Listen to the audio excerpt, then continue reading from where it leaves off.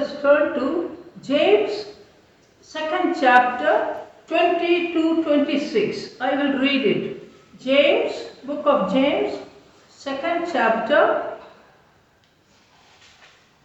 20th verse. Wilt thou know, O vain man, that faith without works is dead?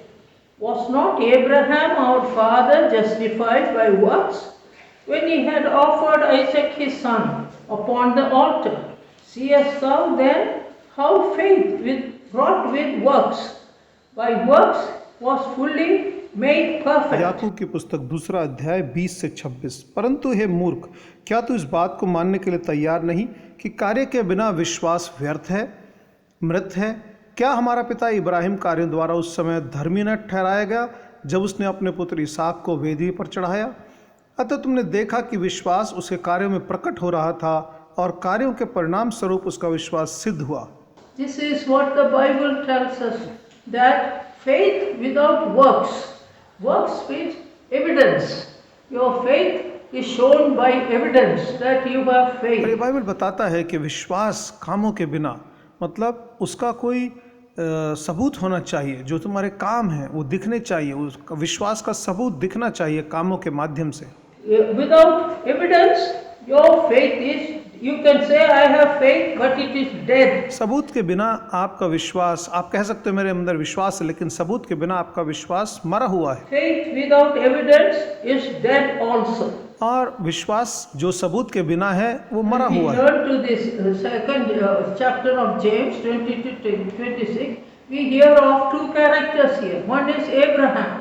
और जब याकूब के दूसरे अध्याय 20 से 26 हम वचन को पढ़ते हैं, इसमें हम दो जनों के विषय में पढ़ते हैं। एक अब्राहम के विषय में। What did Abraham do? Ibrahim ने क्या किया? Abraham waited for a son, and then God gave him Isaac. और अब्राहम तो इंतजार करता रहा एक बेटे की, और तब परमेश्वर ने उसे इसहाक दिया। And then God says to Abraham, come on, take Isaac. He is a teenager. और तब परमेश्वर इब्राहिम से कहता है अपने इस बेटे इसहाक को ले, जो कि उस समय किशोरावस्था में था, And sacrifice him on the mountain. Genesis 22nd chapter, 1st and the 2nd verse. Genesis 22. और फिर परमेश्वर ने उसे कहा कि तू अपने इस इकलौते बेटे का बलिदान चढ़ा, जिसके विषय में उत्पत्ति के 22वें अध्याय में लिखा है। आइए हम देखें उत्पत्ति का 22वां अध्याय, पहला और दूसरा पद। It's a great chapter in the life of Abraham. Abraham की जिंदगी में ये एक बड़ा अहम अध्याय है। Second verse. And he said, take now thy son, thine only son Isaac, whom thou lovest, and get thee into the land of Moriah. Offer him there for a burnt offering upon one of the mountains which I will tell thee of. और परमेश्वर ने उससे कहा, अपने पुत्र, हाँ अपने इकलौते पुत्र इसहाक को, जिससे तू प्रेम करता है, साथ लेकर मुरे देश को जा। वहाँ एक पहाड़ पर, जिसे मैं बताऊंगा, उसे होम बलि करके चढ़ाना। This was the instruction given by God. And what did he do? He did it. ये निर्देश उसने परमेश्वर से पाया, तब उसने क्या किया? जैसा निर्देश पाया वैसा ही उसने किया। The son asked him, Dad, the firewood is here, everything is here, but where is the lamb for sacrifice? और बेटे ने उससे पूछा, हे पिता, देख बलि के लिए लकड़ी है, आग भी है, लेकिन मेमना किधर है? And what was his answer? Son, the Lord will provide. What he is going to kill his son, but he did not tell him. और उसने कहा, देख बेटा, मेमने का इंतजाम परमेश्वर स्वयं करेगा। उस बेटे की बलि देनी है, ये बात उसने अपने बेटे को नहीं बताई।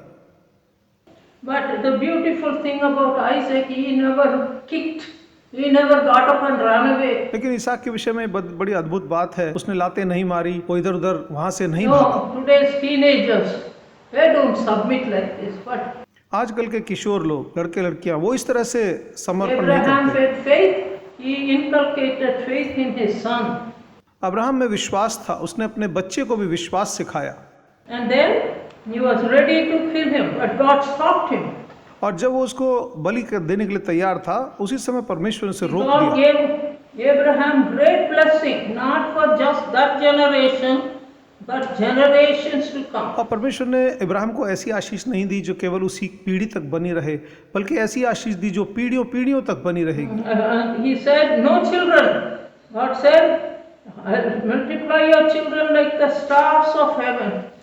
इब्राहिम तो निसंतान था, लेकिन परमेश्वर ने कहा मैं तेरे वंशजों को आकाश के तारागणों के समान बढ़ाऊंगा। And thou shalt be a blessing. और तू आशीष बनेगा। Thy seed shall become a blessing. तेरे वंशज आशीष बनेंगे। 18th verse. In thy seed shall all the nations of earth be blessed, because thou hast obeyed my voice. 18वां पद, और तेरे वंशजों के कारण पृथ्वी की सारी जातियां आशीष पाएंगी, क्योंकि तूने मेरी आज्ञा का पालन किया है। So this is, the Bible tells us in James that faith without works is not faith. और याकूब की किताब बताती है कि ऐसा विश्वास जिसमें कार्रवाई नहीं है, काम नहीं है, वो सच्चा विश्वास नहीं है। You see, faith is evidenced by our actions. You see, evidenced. हमारे विश्वास का सबूत हमारी कार्रवाई That है। you have faith, it is evidenced by your actions. So we see in the life of अगर आप Abraham. कहें कि मुझ में विश्वास है, तो आपकी कार्रवाई से पता चलेगा आपके अंदर विश्वास है कि नहीं। अब्राहम के जीवन में हम देखते हैं Now let us look at another life. James, 2nd chapter, and the last few verses. आइए दूसरे जीवन पर अब ध्यान देंगे। याकूब का दूसरा अध्याय 25वां 26वां पद। 25th verse. Likewise, also was not Rahab the harlot justified by works when she had received the messengers and had sent them out another way? And as the body is without the spirit is dead, so faith without works is dead also. 25वां पद, याकूब दूसरा अध्याय। वैसे ही रहा वेश्या भी, जब उसने दूतों को अपने घर में उतारा और दूसरे मार्ग से विदा किया, तो क्या कार्य से धर्मी न ठहरी? अतः जैसे शरीर आत्मा के बिना मृतक है, वैसे ही विश्वास भी कार्य बिना Your मृतक है। faith must be manifested in the choices of your life. Your faith must be manifested in the everyday living. आप जिंदगी में क्या चुनते हो, वो आपका विश्वास दिखाना चाहिए। आप दैनिक जीवन में क्या करते हो, इससे आपका विश्वास का पता चलता है। There's no use saying I have faith and disobeying the word of God. ये कहते रहे मुझ में विश्वास है और परमेश्वर की आज्ञाओं को तोड़ते रहें, उसका कुछ फायदा नहीं। So Rahab is mentioned in Hebrews 11th chapter. और राहब के विषय में इब्रानी 11वें अध्याय में लिखा है। That great chapter in the Bible, when so many people who followed God, their names are mentioned. और वो महान अध्याय इब्रानियों 11वां अध्याय जो परमेश्वर के पीछे चले उन लोगों के विषय में यहाँ पर लिखा है। And Rahab, she was a harlot. She was an outsider, but she had faith. Because when we study her life, what did she do? We see in action of the 2nd chapter, we see her action. Action of Rahab is seen in the 2nd chapter of Joshua. 10th verse. But we have heard, this is what she says, we have heard how the Lord dried up the water of the Red Sea, and for you, when he came out of Egypt, and what he did unto the 2 kings of the Amorites that were on the other side of Jordan, Sihon and Og, whom ye utterly destroyed. And as soon as we heard about these things, our hearts melted. Neither there remained any more courage in any man because of you. For the Lord your God is God in heaven above and in the earth beneath. और राहब तो एक वेश्या थी, वो तो बाहर से आई हुई औरत थी, लेकिन जब उसके जीवन को पढ़ते हैं और यहोशू दूसरा अध्याय 10वां और 11वां पद, ये राहब ऐसे कहती है, क्योंकि हमने सुना है कि जब तुम मिस्र देश से निकले तब यहोवा ने तुम्हारे सामने लाल समुद्र के जल को सुखा दिया, और कि तुम लोगों ने यरदन के उस पार सीहोन और ओग नाम एमोरियों के दोनों राजाओं को पूर्णतः नाश कर दिया है। जब हमने यह सुना तो हमारे हृदय पिघल गए और तुम्हारे कारण किसी मनुष्य में किसी प्रकार का साहस शेष नहीं रह गया, क्योंकि तुम्हारा यहोवा ऊपर स्वर्ग में और नीचे पृथ्वी पर परमेश्वर है। See, that is the understanding of this poor woman, that God is in heaven and in earth. That's your God. कैसे देखिए इस बेचारी औरत की समझ को, बोले कि तुम्हारा परमेश्वर स्वर्ग और का ऊपर और नीचे धरती का भी परमेश्वर है। So this much understanding this poor woman had, and so what did she do? She received the spice. इस बेचारी औरत को ऐसी समझ थी, इसलिए उसने जासूसों को अपने यहाँ शरण दी। The fourth verse, woman took the two men, they came as spies, Israelites, to see the land, and hid them, and said unto them, there come men unto me, but I have not. चौथा पद, परंतु उसने दोनों पुरुषों को भीतर छिपा दिया था और उत्तर दिया, हाँ वे मेरे घर में आए तो थे, परंतु मुझे नहीं मालूम कि वे कहाँ से आए थे। She hid them in her house, but she said she defended them. She defended the और truth. उसने उन लोगों को घर पे छिपाया, उसने सत्य का को शरण दी, उसको संभाला। And then when the time of the evening came, she let them out. She hid them in the house. और पहले से अब उन दोनों को अपने घर में छिपा के रखा। जब सांझ हुई, रात आई, तो उनको उतार दिया। The Bible speaks of the faith of Rahab, action. और यहाँ पर बाइबल राहब के विश्वास के विषय में बात करता है, जो उसकी कार्रवाई से नजर आता है। What do you do in your life? God is looking for action, for evidence. So she hid them and then she let them off. परमेश्वर आपके जीवन को देखता है, आप क्या कार्रवाई कर रहे हैं, और इसने उन दोनों जासूसों को अपने घर में छिपाया। So, but when they went, what did she say? Tie this ribbon. और जब ये दोनों जासूस गए तो उन्होंने कहा कि इस लाल डोरी को अपने घर की खिड़की से बांध देना। Ribbon on your window, so that when we come back, the sacred thread, we will see that, and we will, Joshua has said, we will send people to get you out of the house safely. और कहा कि इस लाल डोरी को बांध देना अपनी खिड़की से, ताकि जब हम आएंगे तो तुम्हारे घर में जितने भी लोग होंगे उन्हें हम सुरक्षित रखेंगे। So this Rahab and her family were saved because of faith. विश्वास के कारण राहब और उसका पूरा परिवार बचाया गया। Actually, 2nd chapter 4th verse, it says she hid them. He hid them. Woman said to the two men, took the two men and hid them. See, he hid them. और चौथा पद कहता है कि उसने उन दोनों पुरुषों को भीतर छिपा दिया था और उनको छिपा के रखा। In the days of the German Hitler's days, so many Jews were just persecuted, horrible. Hitler के दिनों में कितने सारे यहूदियों को बहुत बुरी तरह से सताया गया, उनके ऊपर भयंकर अत्याचार हुआ। And the Christians took them and hid them in their house from the German army. और बहुत से मसीह लोगों ने, ईसाई लोगों ने इन यहूदियों को जर्मनी की सेना से छिपाने के लिए, बचाने के लिए अपने घरों में छिपा लिया। So that is what God does when we walk by faith. He does great things for us. जब विश्वास के द्वारा चलते हैं, परमेश्वर हमारे लिए महान काम करता है। And then so we see his action, her action in the in the Bible. और उसकी कार्रवाई को हम बाइबल में देखते हैं। How she saw great victory through faith, deliverance. कैसे उसने बहुत बड़ा छुटकारा, विश्वास के द्वारा बड़ा छुटकारा देखा। So the Bible says, faith without evidence or without action, without works is dead. विश्वास बिना सबूत, बिना कार्रवाई, बिना काम के मरा हुआ विश्वास है। As body without the spirit is dead. जैसे एक देह आत्मा के बिना मृतक है। So let's turn to John's 3rd chapter. Here, how do you get faith? और यूहन्ना के 3रे अध्याय में बताता है कि विश्वास कैसे मिलता है। Many of us are born in Christian homes, but how do you get faith? हम में से बहुत ईसाई परिवारों में जन्मे हैं, लेकिन सच्चा विश्वास हम कैसे पाते हैं? Faith you come when you are born of God's Spirit. विश्वास तब आता है जब हम परमेश्वर के आत्मा से जन्मे हों। With the mental abilities we cannot learn faith. मानसिक ताकतों से हम विश्वास नहीं सीख सकते।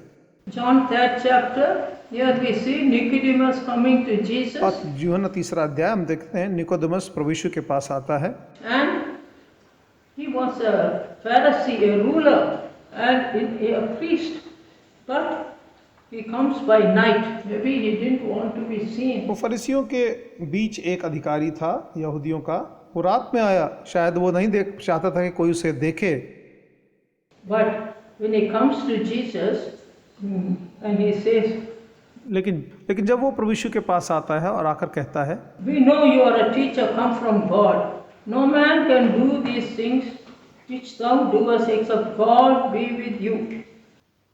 और वो कहता है, हे रब्बी, हम जानते हैं कि तू परमेश्वर की ओर से आया हुआ गुरु है, क्योंकि इन चिन्हों को जो तू दिखाता है कोई नहीं दिखा सकता जब तक कि परमेश्वर के साथ न He हो। understood one thing: God is with Jesus, एक बात उसने समझ ली कि परमेश्वर यीशु के साथ है, and he never asked one question, but Jesus knew his heart. So he says in the 3rd verse, और उसने यीशु से कोई सवाल नहीं पूछा, लेकिन प्रभु यीशु उसके मन की जरूरत को जानते थे। तीसरे पद में प्रभु यीशु ने कहा, "Verily I say unto you, except a man be born again, he cannot enter the kingdom of God." You have to be born again. यीशु ने कहा, मैं तुझसे सच सच कहता हूँ कि जब तक कोई नया जन्म न ले वह परमेश्वर का राज्य नहीं देख सकता। आपको पुनः आत्मा में जन्म लेने की And जरूरत है। then he says, how to be born when after so many years? Then Jesus says, जब उसने कहा कि एक बूढ़ा आदमी दोबारा कैसे जन्म लेगा, तब यीशु ने बताया 5th verse, "Verily, verily, I say unto you that except a man be born of water and of the Spirit, he cannot enter into the kingdom of God." 5वां पद, यीशु ने उत्तर दिया, मैं तुझसे सच सच कहता हूँ कि जब तक कोई जल और आत्मा से न जन्मे वह परमेश्वर के राज्य में प्रवेश नहीं कर सकता। That which is born of the flesh is flesh, but that which is born of the Spirit is यूहन्ना spirit. 3 अध्याय 6 पद, जो शरीर से जन्मा है वह शरीर है, जो आत्मा से जन्मा है वह आत्मा है। So you must be born again. इसलिए आपको आत्मा में जन्म लेना जरूरी है। There's no use being nominal Christians. You won't have any faith. No faith.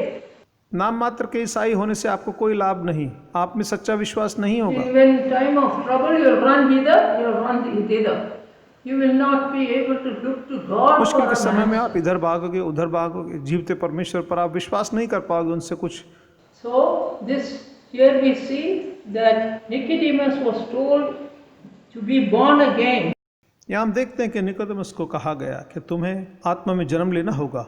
8th verse it says, "The wind bloweth where it listeth, thou hearest the sound thereof, but cannot tell whence it cometh and whither it goeth. So is every man that is born of the 8वां Spirit." पद, हवा जिधर चाहती है उधर से चलती है और तू उसकी आवाज़ सुनता है, परंतु यह नहीं जानता वह किधर से आती है और किधर को जाती है।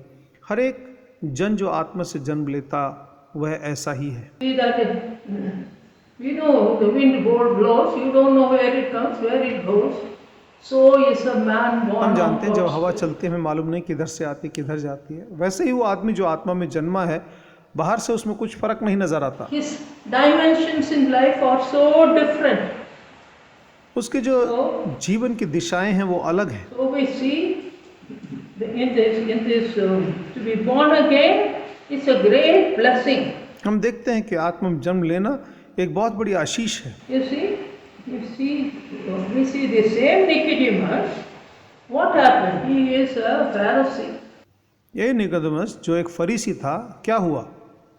Oh, when you read the Bible, these Pharisees are all the time ready to find fault with Jesus. और ये फरीसी आते थे, आप बाइबल पढ़ेंगे आप देखेंगे फरीसी लोग हमेशा यीशु के साथ झगड़ा करने को तैयार रहते थे। But we see in 7th chapter of John, the 50th लेकिन यूहन्ना verse, के 7वें अध्याय और 50वें पद में हम क्या देखते हैं? he is among the Pharisees.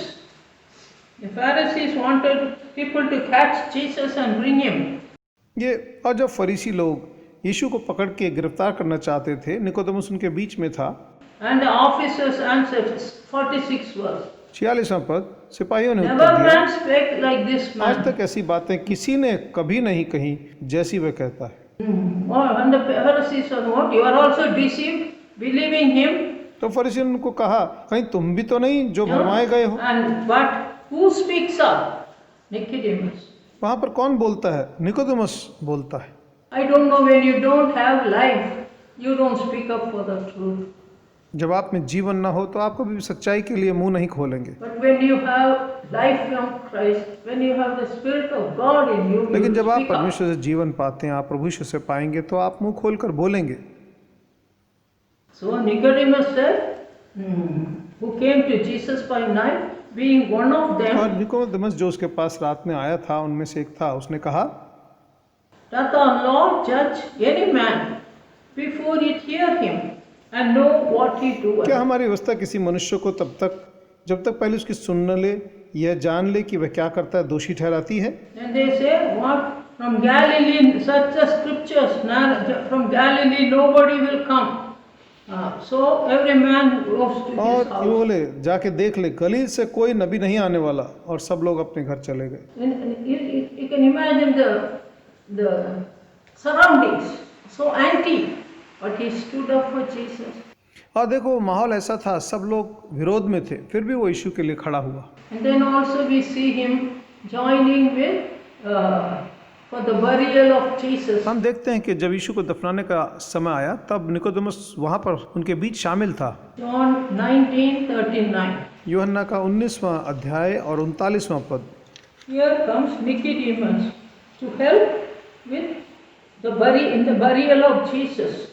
And Nicodemus आता है यीशु मसीह के दफनाने के समय मदद करने के लिए। Joseph, 38th verse, Joseph of Arimathea.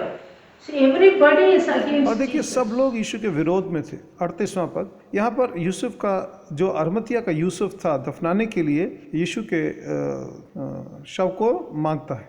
They would have just thrown him like a outsider in the dump, where all the helpless people who have no voice are thrown, their dead bodies. उन्होंने तो यीशु का शव लेकर वैसे फेंक दिया होता कई बार, क्योंकि कोई सुनने वाला नहीं था।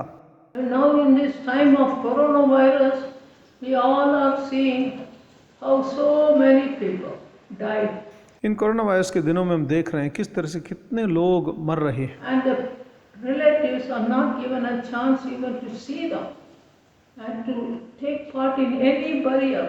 रिश्तेदारों को भी मौका नहीं दिया जाता कि वो अपने प्यारे जन को देख सकें, अंतिम दर्शन कर सकें Bundled up उसके, या उसके in plastic and put it into the refrigerator vehicles and taken to the isolated island and dumped them there. That's what happened. बहुत सी जगहों पर ऐसा हो रहा है, उनको प्लास्टिक के थैलों में बांध दिया और रेफ्रिजरेटेड गाड़ियों में ले जाकर किसी टापू पर उनको ऐसे ही डाल दिया। And in India, so many are so sad to see the end of their loved ones like that. Bharat में भी कितने लोग अपने प्रियजनों के इस तरह से उनको मरते हुए देख रहे हैं। But Jesus would have also been like that. But this Joseph of Arimathea, who was a believer in Jesus, comes. यीशु के शव को भी ऐसे ही फेंक दिया गया होता, लेकिन ये देखिए यूसुफ आता है जो यीशु पर विश्वास करता था। And who helps him? There comes Nicodemus. और देखिए और कौन आता है वहाँ? निकोदेमस वहाँ पहुँचता है। They take the body of Jesus and put all ointment and give him Joseph of Arimathea his own sepulchre. He put him. और ये दोनों मिलकर यीशु के ऊपर कफन लगाते हैं, उनको सुगंध द्रव्यों से बांधते हैं, और यूसुफ अपने ही जो उसने, What a wonderful, honorable burial Jesus had. और यूसुफ ने जो अपनी कब्र बनाई थी उसमें यीशु मसीह को बड़े सम्मान के साथ उन्हें दफनाया गया, Because third day he is not going to be there. क्योंकि तीसरे दिन वो वहाँ नहीं होगा। You see, and these two people had part in it. लेकिन इन दो जनों ने उनको, My dear people, the wind floweth, but you don't know where it comes, where it goes. प्यारे जनों, हवा बहती है, कहाँ से आती है कहाँ जाती है आपको दिखती नहीं है। These are people with faith who take part in the work of God, ये लोग विश्वास के लोग थे जो परमेश्वर की सेवा में भाग लेते हैं, who take part in what God does. और ये परमेश्वर की कार्रवाई में भाग लेते हैं। So we see we must be born again. इसलिए हम आत्मा में जन्मे होने चाहिए। As Jesus says, as Moses lifted up the snake, a brazen snake, so that when you are bitten by the snake, quickly you will die. But look up, the poison leaves you. जैसे प्रभु ने बताया, जैसे मूसा ने कांसे के सांप को ऊंचाई पर टांगा कि जैसे कोई सांप काटे और कोई भी इस कांसे के सांप को देखे, वैसे ही वो जहर उतर जाता था। So the evil in our nature must go. हमारे जीवन के जो बुरा स्वभाव है वो जाना चाहिए। So we see evidence in the life of Nicodemus. Nicodemus के जीवन में हम विश्वास के सबूत को देखते हैं। For Jesus, what are the evidences in your life? यीशु के लिए आपकी जिंदगी में क्या सबूत है? Go and pray. See, test yourself. What evidence is there that I was born again? जाओ प्रार्थना करो, जांचो क्या सबूत हैं कि मैंने आत्मा में जन्म पाया था। Because Jesus, the Bible says, faith without works is dead. क्योंकि बाइबल में लिखा है बिना कार्य के विश्वास मृतक So है। God is looking for evidences. परमेश्वर सबूतों को ढूंढ रहे हैं। If you look at Isaiah 55th chapter, it speaks about your thoughts and your ways and the word of God. यशायाह के 55वें अध्याय को आप देखोगे तो वो बात करता है आपकी सोच, आपके विचार और परमेश्वर के वचन और आपके चाल चलन के बारे में। These are the three things mentioned वहाँ पर there. ये तीन बातें कही गई हैं। Your thoughts, your ways, and importance to the word of God. तुम्हारे सोच विचार, तुम्हारा चाल चलन और परमेश्वर के वचन को अहमियत देना। Is your word of God ruling in your life? क्या परमेश्वर का वचन आपके जीवन में, Are you living by the word of God? क्या परमेश्वर का वचन आपके जीवन में शासन करता है? क्या आप परमेश्वर के वचन के अनुसार जी रहे हैं? In the May retreat, when Mr. Daniel started the May retreat, those who had made a covenant with God by sacrifice, Psalms 55. और जब भाई दानियल जी ने मेरी रिट्रीट शुरू की, वार्षिक रिट्रीट शुरू की, प्रभु ने कहा उनको लेकर आओ, जो इकट्ठा करो जिन्होंने मेरे साथ वाचा बांधी है। भजन 50वें भजन में ये लिखा है। Those who were invited were such people, not people who had money, nothing else. ऐसे लोगों को ही वहाँ बुलाया था, न्योता दिया था, जिन्होंने बलिदान चढ़ाकर परमेश्वर के साथ वाचा बांधी थी। ऐसे लोग नहीं जो धन लेकर आते थे। But those who had faith. वो लोग जिनमें विश्वास था। You see that verse, Psalm, that's one of the great promises that God gave to the fellowship. ये उन महान वादों में से है जो परमेश्वर ने फेलोशिप को दिए। And on that, the May retreat was started.